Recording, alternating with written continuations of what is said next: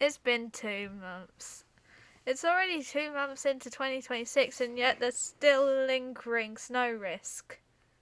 So in today's forecast we are going to go over the snow risk over the next 2 weeks and also show some colder air which comes through.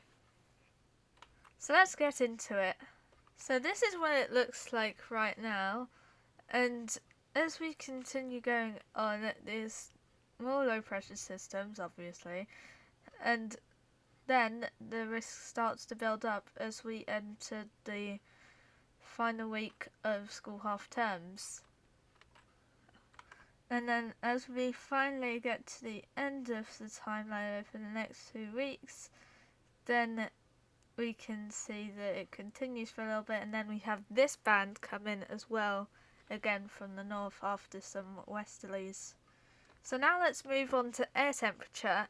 As of right now we are starting off with some mild air, but as we continue going on it starts to get colder and colder, and then we have this big Arctic blast reaching across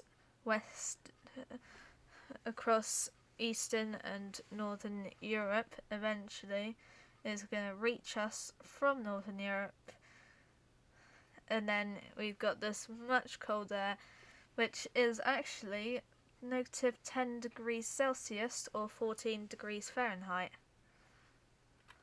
And as we continue on, we have low pressure systems which try to bring in some milder air, but it gets pushed back by some cold air again.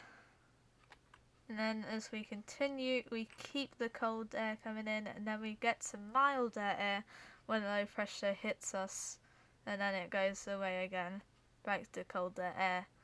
And then we get more Arctic air which comes from the north, and that really cools things down a ton.